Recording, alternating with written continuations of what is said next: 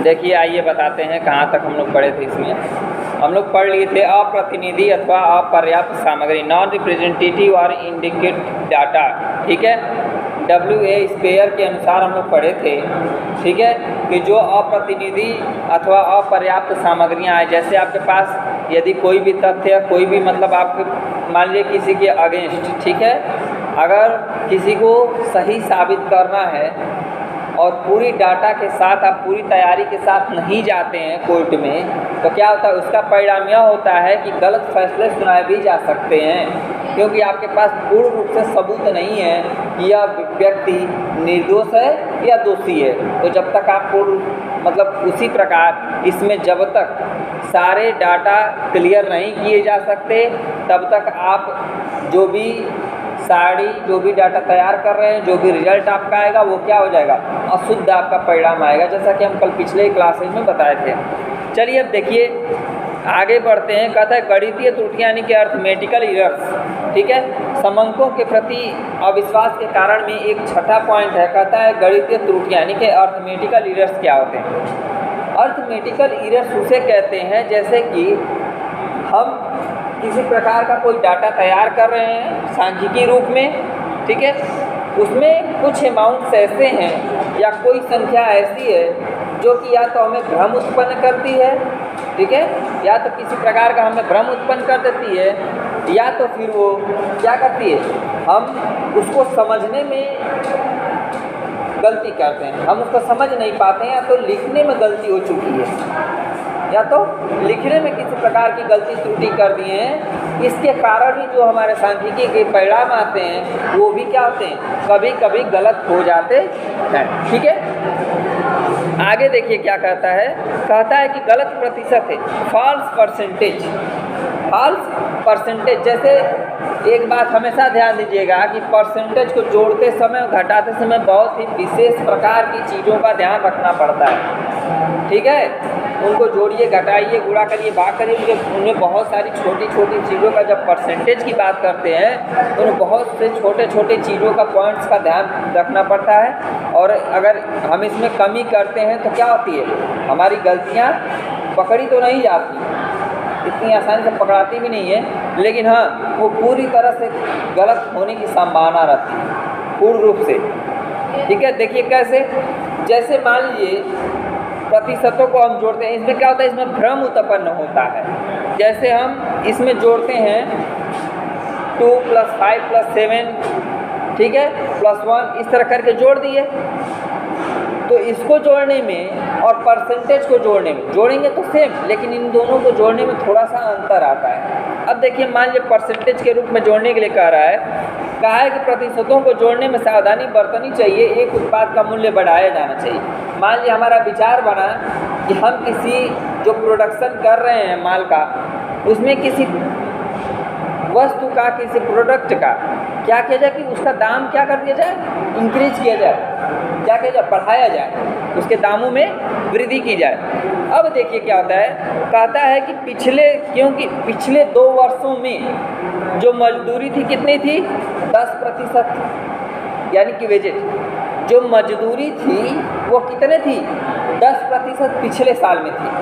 ठीक है, पिछले 2 सालों में। फिर कह रहा है कच्चे पदार्थों में 8%, कच्चे जो पदार्थ हैं वो कितने थे, 8%, भाड़े में 10%, बिजली शक्ति में 5% की वृद्धि हुई है। तो कह रहा है संपूर्ण वृद्धि 33% हुई है। क्या सही है या गलत? कहा है कि पिछले 2 वर्षों में जो 10% मजदूरी की वृद्धि हुई, 8% जो है कच्चे पदार्थों में वृद्धि हुई, 5% बिजली शक्ति में वृद्धि हो गई, और कह रहे भाड़े में 10% वृद्धि। वो ये टोटल वृद्धि कितनी हो रही है, 33%। आपके मुताबिक कितना हो रहा है, 33%। क्या सत्य है या गलत? सत्य है, दुष्ट कहीं की असत्य है, परसेंटेज में है। अरे ऑल ओवर परसेंटेज तो कमे न है। सुनो कैसे, देखो समझो, कहता है संपूर्ण वृद्धि हुई है 33%, परंतु यह गलत है। यदि प्रत्येक को देखा जाए, यदि सबको देखोगे तो सब में 10% का ही वृद्धि हो रहा है, तो पूरे प्रोडक्ट को जब अलग अलग करेंगे ना तब 10% निकल रहा है। लेकिन ऑल ओवर जब देखोगे तो पूरे का कितना प्रतिशत निकल रहा है? 10% की ही वृद्धि हुई है। ये टोटल वृद्धि कितनी हो रही है? 10% की, ठीक है ना। टोटल वृद्धि कितने की हो रही है? 10% की इसमें वृद्धि हो रही है। तो ये क्या कर रहा है? ये हमारे माइंड में ये भ्रम उत्पन्न कर रहा है। क्या कर रहा है? भ्रम उत्पन्न कर रहा है। इसी प्रकार अगर माइनस भी करते हैं तो सेम कंडीशंस लागू होता है, अगर घटाते भी हैं तो सेम कंडीशंस लागू होता है। अगर हम ध्यान नहीं देते हैं तो बस वही जैसे अभी जोड़ दिए उस तरह घटा देंगे, ठीक है। तो ये परसेंटेज में जो होता है ना, सबको ऑल ओवर एक एवरेज लेके चला जाता है, और एवरेज में देखा जाता है कि कितना परसेंट वृद्धि हो रहा है और कितना परसेंट घट रहा है, ठीक ना। चलिए आगे देखते हैं। जैसे एक एग्जाम्पल सॉल्व, बेहतरीन एग्जाम्पल ले लीजिए। ए बेटा शांति से निकल जाओ, जिसको जाना रहे बा, लेकिन बात ना करें। देखो कह रहा है कि अगर मान लीजिए किसी प्रकार की ऐसी समस्या है, जैसे हम कह सकते हैं कि जो पिछले साल के सामान थे, ठीक है। जैसे मान लीजिए कोई सामान ऐसा है जो पिछले साल बहुत हाई रेट से बिका, ठीक है, और इस बार कहता कि मतलब कुछ उसमें कमी आती है तो हम करके एकदम 100% गारंटी देते हैं। एकदम 100% क्या करते हैं? गारंटी देते हैं कि एकदम इसमें 100% का मतलब 100%, यानी कि 100% क्या है? इसमें घाटा हुआ है या इसमें इसके मूल्यों में घटा हुआ है, ठीक है। इसका मूल्य क्या है? 100% घटा हुआ है। क्या ये सत्य होता है क्या? अगर 100% घटता है तो इसका मतलब तो ये हुआ कि आपने जो सामान बेचा है वो फ्री में बेच डाला। ऐसा कभी होता है क्या? नहीं। हमने क्या कहा कि 100% क्या हुआ? ये इसका मूल्य घटा हुआ है, लेकिन ऐसा होता नहीं है। 100% नहीं करता, उनमें 2-4% ऊपर नीचे होता है। तो ये ऐसा तो है नहीं कि आपने फ्री में बांट डाला, फ्री में तो बेचा नहीं ना। तो इस तरह की भ्रमात्मक संख्याएं भी होती हैं, मतलब बातें भी होती हैं जो हमें भ्रम उत्पन्न करती हैं, जिसकी वजह से हमारा रिजल्ट कभी कभी गलत भी क्या होता है? हो जाता है। अब आगे देखिए क्या कहता है। फिर कहता है विवरणों पर विचार न करने के कारण त्रुटिपूर्ण निष्कर्ष, यानी कि fallacies due to overlooking the details. ए बाबू खुले रहने दो।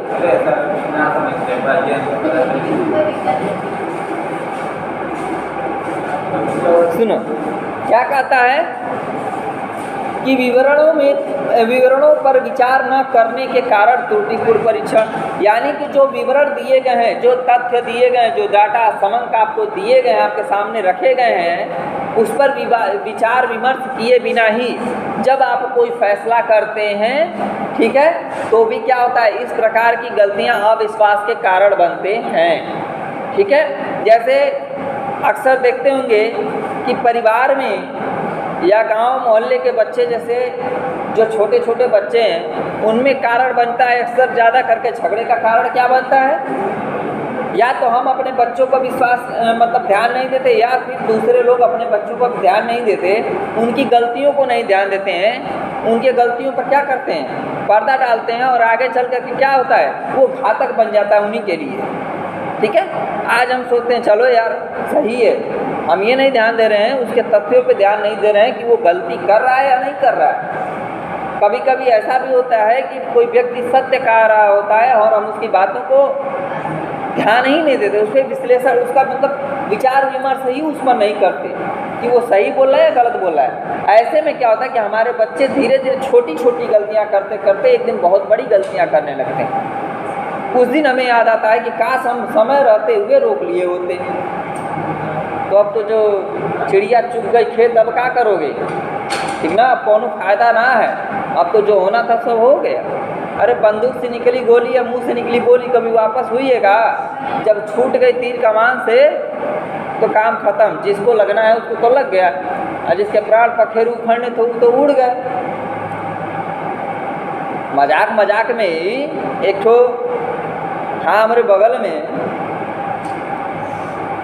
सिर्फ बच्चा ही थे, दोनों बच्चे थे, एक छोटा था, हम बोल रहे 8-10 साल 7-8 साल का रहा होगा, एक हमारे एज के हैं, हमसे उम्र में 1 साल बड़े हैं, भैया लगते हैं। उन्होंने मतलब मजाक में वो भी पास में ही खड़े था और वो गन लिए थे, कर कुछ नहीं रहे थे ऐसे, उसमें ये मनाओ शुक्र मनाओ कि उसमें गोली नहीं थी।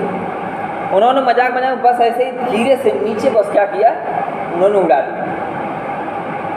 उससे उसके जानते हो कि उसमें इतना काफ़ी प्रेशर होता है कि उसके प्रेशर के माध्यम से जो गिट्टी थी, ठीक है, गिट्टी जिसको बोलते हैं, वो उड़ के उसके आँख में लग गई, उसकी आँख खराब हो गई। सोचो, कभी उसने ऐसा तो नहीं कि उसने उसको जानबूझ के मारा, उसने तो गन कहीं और यूज किया था, लेकिन उसके हवा के कारण, उसके प्रेशर के दबाव से, उसके प्रेशर के दबाव के कारण वहाँ से वो गिट्टी जो है उसकी आंख में जाकर लग गई, जिसकी वजह से अब तक उसकी आंख पूरी खराब हो चुकी है। ठीक है, उसकी ये कान खराब हो गई। तो ये चीज़ें होती हैं कि हम कभी गलतियां करते नहीं हैं, हम जानबूझ के नहीं करते, लेकिन कभी कभी हम जानते हुए भी गलतियां करते हैं। इसलिए कहा जाता है कि जो भी विवरण आपको दिए जाते हैं, जो तथ्य दिए जाते हैं, उन पर विचार विमर्श करना आपका बहुत ही आवश्यक है। ठीक है कि नहीं, यह सत्य है या असत्य है, उसके बाद ही कोई कार्रवाई की जाए। उसके बाद कहता है बनावटी सूक्ष्मता यानी फिक्टिशियस प्रेजेंस। कहता है किसी व्यक्ति को इसलिए ही तथ्यों से अत्यधिक प्रभावित नहीं हो जाना चाहिए क्योंकि संख्याएं 8 या 10 दशमलव बिंदु तक दी गई हैं। इस बात के प्रति आश्वस्त होना जरूरी है कि सूक्ष्मता का स्तर जिसका दावा किया गया है वह साक्षी के अनुरूप है या नहीं। कभी कभी बनावटी सूक्ष्मता यानी कि कभी कभी कुछ चीज़ें बनाई गई रहती हैं जिसे हम अगर बारीकी से न छांटें, न ध्यान दें, यानी कि सूक्ष्मता से ध्यान न दें, तो उसमें भी हमें भ्रम उत्पन्न हो जाता है और ऐसी कमियां भी हमारे लिए क्या होती हैं, घातक सिद्ध होती हैं। ठीक है, जैसे में अगर औरतों को अगर कान भरना है तो उनके पति के प्रति एक छोटा सा झूठ बोल दो, ताकत तो बहुत बड़ा नहीं, एक छोटा सा झूठ बोल दो, अरे पूरा एकदम घर सर पे उठा के लेके दौड़ जाएगी। ठीक है, ये एकदम फैक्ट है ना है। अच्छा ठीक है बचिया, बहुत दिन गया थोड़े दिन और कहा जाता है ना, बहुत दिन बिता थोड़े दिन और रुक जा बेटा, जब सर पे पड़ेगा। गाँव से एक व्यक्ति था, पूछा कि ये बताओ कि सर पे हमारे कितने बाल है, तो नाऊ ने कहा बेटा चिंता मत कर, सामने गिर रहा है सब गिन ले रहा था। ठीक है, वही हाल है, चिंता मत करो, समय गया है, बहुत दिन थोड़ा दिन और बचा है, फिर पूछेंगे, मिले तो फिर पूछेंगे बेटा क्या हाल है। ऐसी घटनाएं होती हैं। और ख़ास करके देखो आपस में, चाहे पति हो, पत्नी हो, गर्लफ्रेंड हो, बॉयफ्रेंड हो, या कोई भी व्यक्ति हो, या परिवार में कोई भी हो, दोस्त मित्र, किसी के बीच में अगर कोई मतभेद करता है तो सबसे पहले आप उसी बात की पुष्टि कर लें, उस व्यक्ति से पुष्टि कर लें जिसके खिलाफ आपको भड़काया जा रहा है कि नहीं यह सत्य है या असत्य है। जब तक आप उसको अपनी आंखों से ना देखें तब तक उस पर क्या करें, अविश्वास ना करें। ठीक है, पता चलता है कि आप कभी कभी इसके भ्रम के शिकार हो जाते हैं। ठीक है, बहुत से ऐसे परिवार हैं, दोस्ती है, यारी है, पति पत्नी का रिश्ता है, सब कुछ खत्म हो जाता है बेटा। ये जो दिखता है ना, मतलब विश्वास और शंका, क्या बोलते हैं, शक बोलते हैं ना, शंका जो भी है, ये सबसे बड़ी कारण बनती है। लोग आपको परिवार को तोड़ने के लिए क्या कुछ नहीं कर जाते और आप टूट जाते हैं। क्यों टूट जाते हैं? क्योंकि आपने उसकी जांच परख ही नहीं की और डायरेक्ट उस पर हमला ही बोल दिया। ठीक है, तो इस प्रकार के गलतियां आप ना करें, इन सब गलतियों से, छोटे छोटे गलतियों से बचें। ठीक है, ये सब बारीकियां होती हैं, इनमें बहुत विशेष रूप से ध्यान देना होता है। उसके बाद कहता है सांख्यिकी रीतियों का दुरुपयोग, यानी कि मिसयूज ऑफ स्टैटिस्टिकल मेथड्स की बात करता है। ठीक है, कहता है माध्य और संबंध तथा प्रवृत्तियाँ और रेखा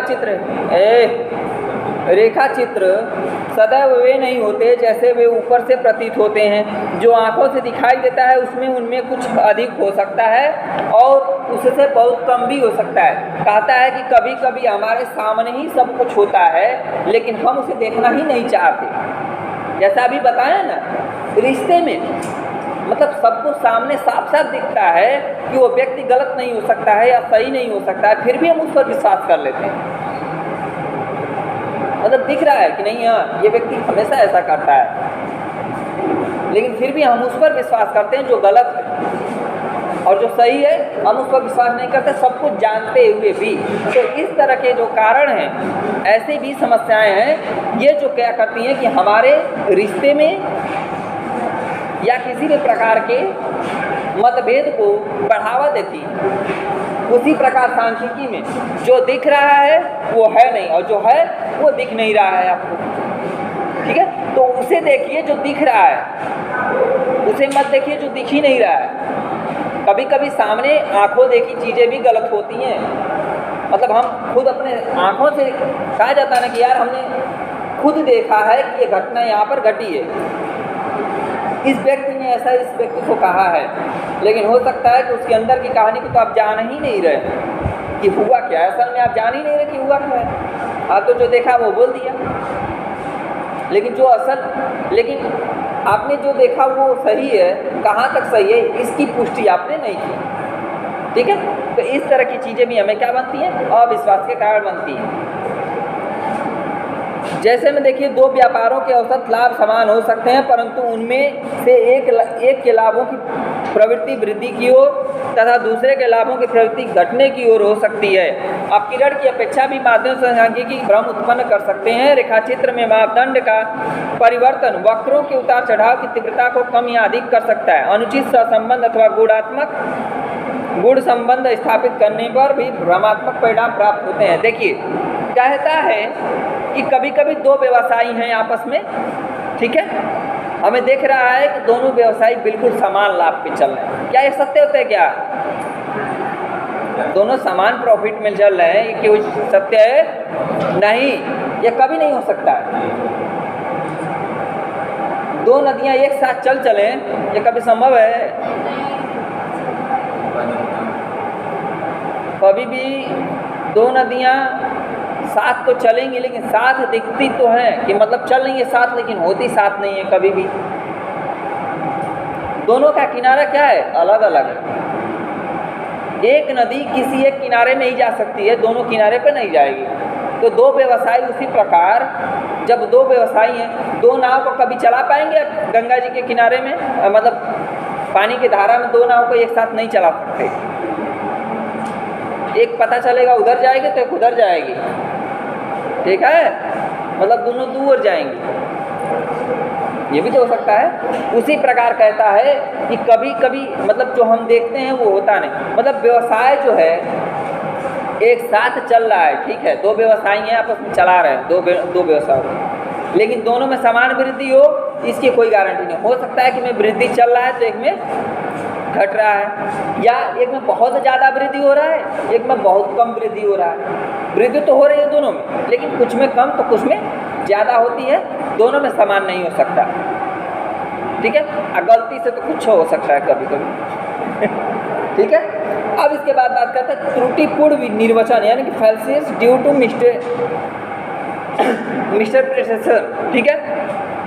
कहता है अनेक व्यक्ति सांख्यिकी परिणामों का निर्वचन करने में भयंकर त्रुटि करते हैं, क्योंकि वे सांख्यिकी विधियों की विशेषताओं, सीमाओं तथा मान्यताओं से अनभिज्ञ होते हैं।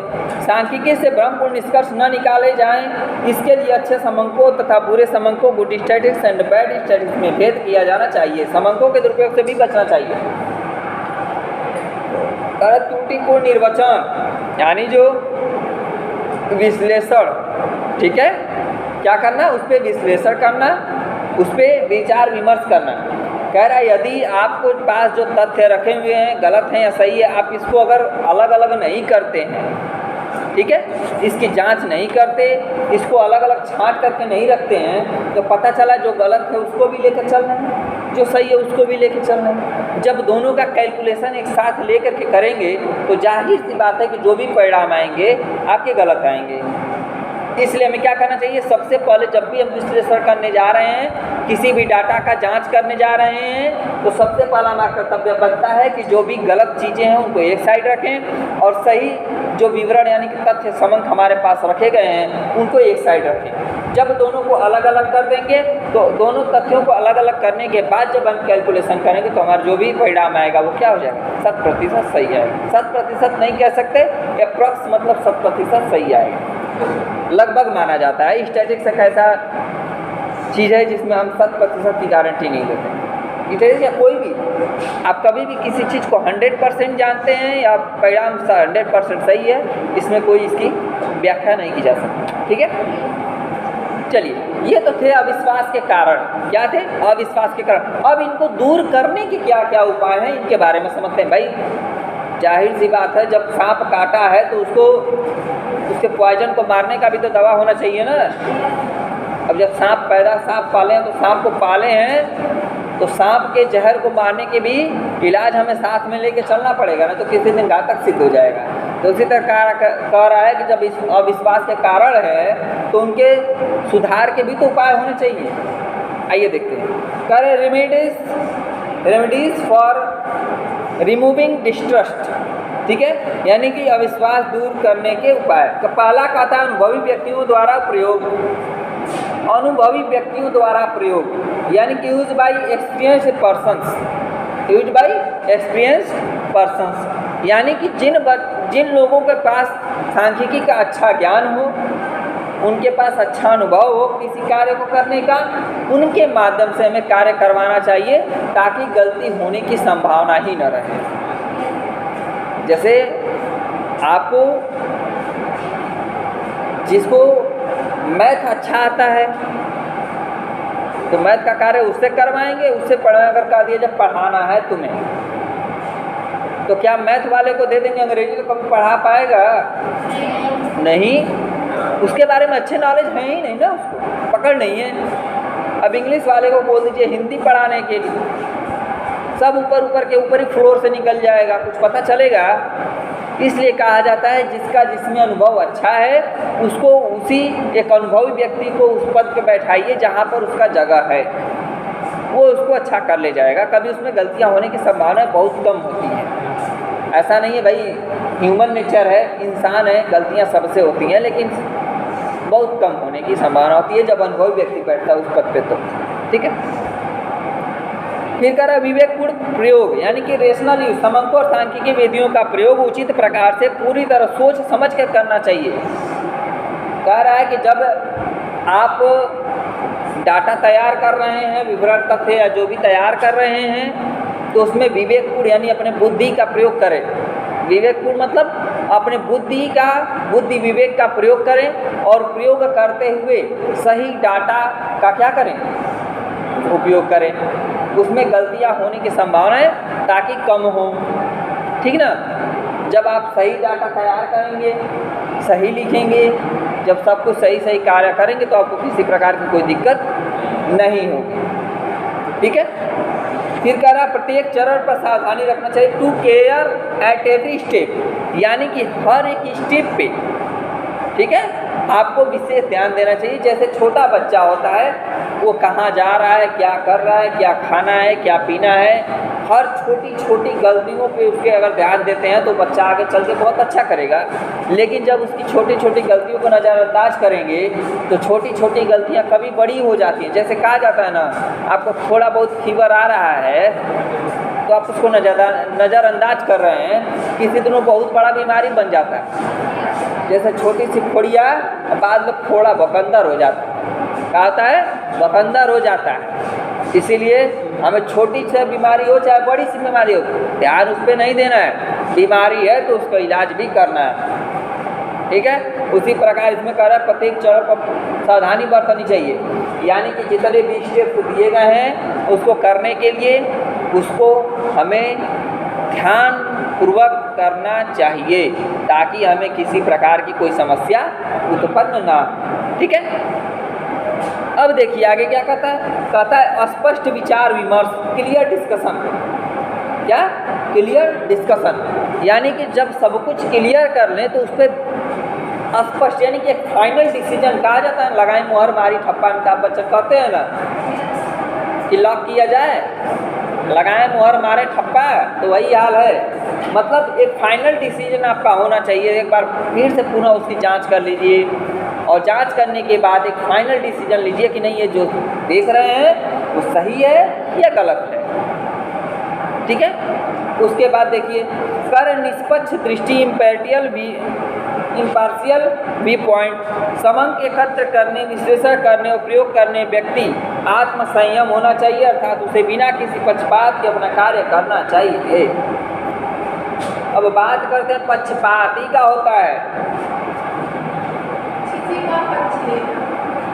हाँ, तो हम कह रहे हैं निष्पक्ष करना है, निष्पक्ष दृष्टि से क्या होना चाहिए, जो भी आप कार्य करिए निष्पक्ष होना चाहिए, किसी के पक्ष में नहीं फैसला लेना चाहिए।